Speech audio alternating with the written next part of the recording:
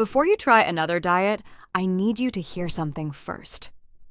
You have probably spent months, maybe years, trying to figure out why the weight just will not come off. You've tracked your calories and cut the carbs and done early morning workouts. At some point, you have looked in the mirror and wondered if something is just wrong with you. It isn't. The problem is not your willpower, and it is not your discipline, and it definitely is not that you are not trying hard enough. The problem is that you have been given the wrong information. Today, I am going to show you exactly what that information is and what the research actually says instead. Here is what most fitness content will not tell you, because if they did, they would lose their sponsorships. The real reason you cannot lose weight has nothing to do with eating less or moving more.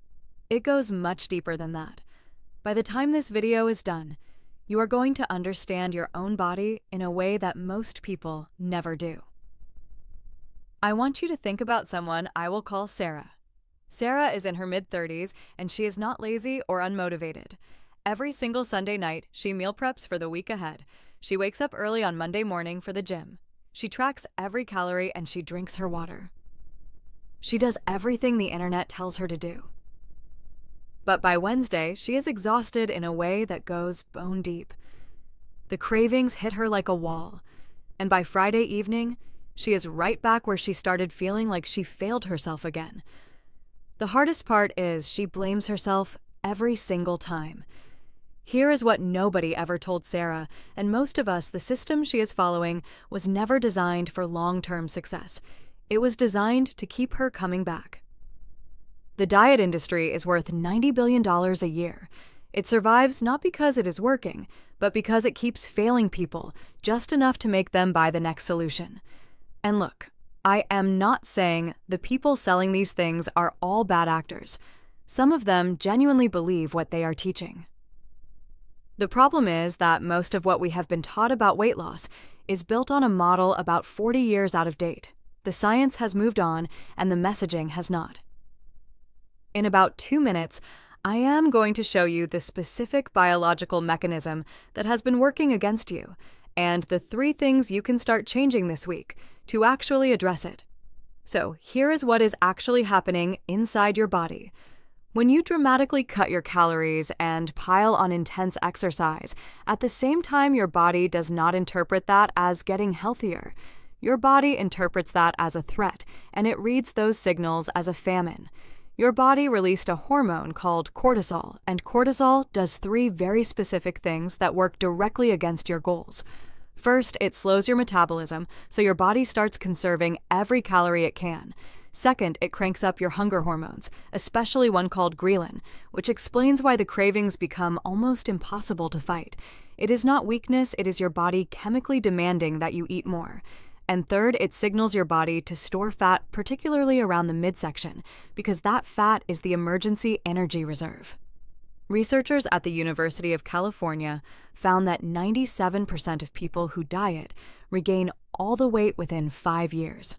Not most of it, all of it, and a significant percentage end up heavier than when they started.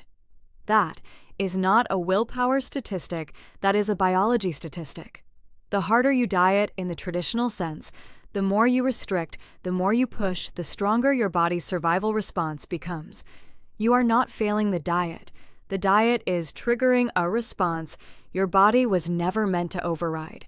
And here is what makes this even harder. This cycle quietly damages 2 other systems in your body that almost nobody talks about: your gut and your sleep, and those 2 things might be the most important pieces of this entire puzzle. There are roughly 38 trillion bacteria living in your gut right now. One of the things they do, which researchers have only started to fully understand in the last decade, is control how many calories your body actually absorbs. 2 people can sit down and eat the exact same meal, and one person's gut bacteria will extract 150 more calories from that meal than the other person's. Same food, different bodies, different outcomes.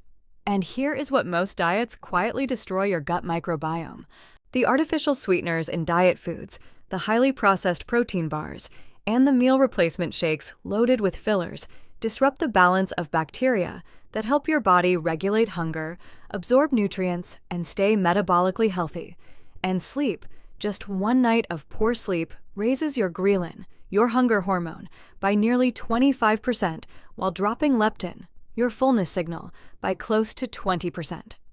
Research out of the University of Chicago showed this. One bad night and your hunger and fullness cues are chemically altered the next day before you've even had breakfast. If the body is fighting this hard against weight loss, is it even possible to change? And the answer is yes. In the second half of this video, I'm going to walk you through exactly what to do. 3 specific changes that work with your biology instead of against it. So, let's talk about what actually works. And I want to be honest with you, none of these are overnight fixes. They are changes that address the root cause, not just the symptoms, and that is exactly why they last. The first change sounds completely backwards, and I understand if your first reaction is to push back on it, but here it is: stop undereating. For the first 4 weeks, eat at what's called your total daily energy expenditure, the number of calories your body actually needs to function at your current activity level. Not below it, at it. When you do this, your cortisol levels begin to drop and your hunger hormones start to normalize. Your body slowly stops interpreting every meal as a potential last meal.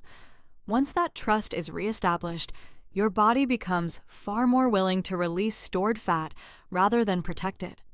This is not permission to eat everything in sight. It's permission to stop starving a body that's already stressed. You cannot build a healthy metabolism from a place of chronic restriction, and the research on this is clear and consistent. The second change is sleep. And I don't just mean getting more of it, I mean protecting it like it's part of your training plan. Most people know they should sleep 7 to 9 hours, but consistency matters just as much as duration. Going to bed and waking up at the same time every day, including weekends, is one of the most powerful things you can do to regulate your cortisol rhythm. When your cortisol follows a healthy daily pattern, your body is far more efficient at burning fat during the day and repairing tissue at night. A 12-week study found measurable reductions in body fat in participants who improved their sleep consistency without changing their diet or exercise. The third change is the one most people have never thought about in the context of weight loss, and it might be the most important of all. You need to start actively feeding your gut bacteria, and the good news is it does not require a specific diet plan or an expensive supplement stack. First, fiber, not a fiber supplement, real fiber from vegetables, legumes, whole grains, and fruit, and aim for a variety because different bacteria feed on different types of fiber. Second, fermented foods like yogurt with live cultures, kefir, kimchi, sauerkraut, and kombucha introduce beneficial bacteria directly into your gut. You do not need all of them. Even 1 or 2 added to your weekly routine makes a difference that shows up in the research. And just as important as what you add is what you reduce. Artificial sweeteners alter the composition of your gut bacteria within 2 weeks of regular consumption. The irony is painful. Diet products designed to help you lose weight may be quietly disrupting the very system that regulates your metabolism. Give your gut 30 days of real food, consistent sleep, and adequate calories. The research shows that meaningful microbiome changes can begin in as little as 6 weeks, so that's not a long time to start feeling fundamentally different in your own body. If you want to go deeper on exactly what to eat week by week to rebuild your gut and reset your metabolism, I've put together a complete breakdown that pairs with everything we covered today. It's linked in the description and in the card above, and that one is worth watching next. I want to leave you with something important. Your body is not broken. It has never been broken.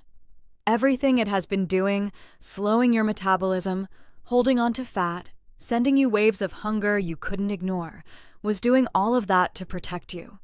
That's not failure. That's a body doing exactly what a body is supposed to do. The only thing that was wrong was the information you were given.